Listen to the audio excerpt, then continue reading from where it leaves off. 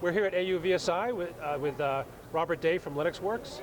And Robert, AUVSI seems like a great show. We're here because any kind of processing or software is important, any kind of UAVs. What kind of brings a company like yours to AUVSI? Yeah, we're certainly seeing a lot more interest from the UAV market in both safety critical and security critical operating systems and platforms.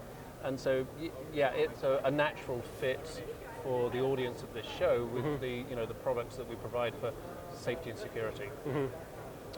Now, obviously there's been a lot of the past year, and probably looking forward, there's been a lot of cutbacks in the DoD budget, and a lot of times that can kind of hurt some of the larger primes and that kind of companies, but a lot of times the technology supplier companies that make sort of board level computing and software like you, that can actually kind of benefit us. Is there some ways that you kind of see any opportunities there looking forward at all? Or? Yeah, I mean, I think now, the government and the DoD programs are looking more to COTS, and obviously as a COTS supplier of operating systems, I think we can start to see, or we're starting to see some benefit here. So there's definitely, the aspect of reusability, open standards, and it fits in really quite nicely with the sort of products that we provide. And I think it actually broadens the, the market potential in the DoD for these sort of products now.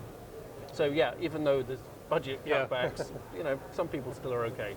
Now I remember years ago from LynuxWorks, even when it was under a different name, I think years ago, they were always the company to go to for POSIX types of standards.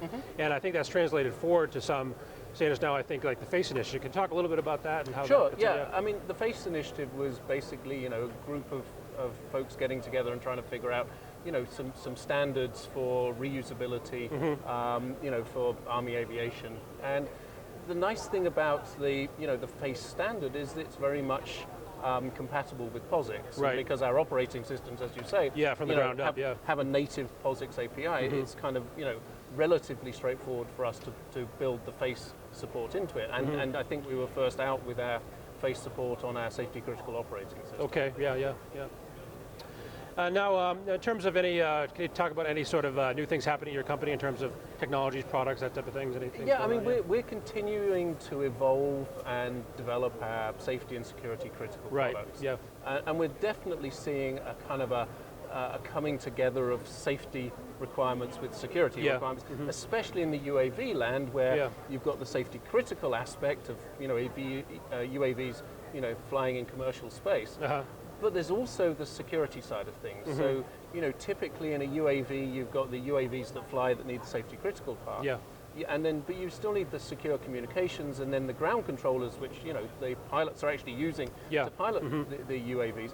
They have security critical aspects, and especially when you have multiple systems or multiple networks that need to kind of come together on a single hardware platform. And again, that's where our security critical software, our Lynx Secure product, kind of comes into its own, because it allows you to virtualize, what have been typically physically separate systems and bring them onto one platform. If we also bring in our safety critical software as well, our Lynx OS 178, you kind of get the best of both worlds. Yeah. I always thought it was interesting that the DoD adopted was basically commercial standard like the DO 178 because basically, they have to fly over the commercial airspace anyway. So I think it's sort of a nice thing that the DoD adopts things that weren't created by them when they realize it works well for doing the job. And it's well established in the commercial avionics world. So why invent a new standard when you can take something that's already there? Well, I appreciate it, Robert. Thanks for your time. Jeff.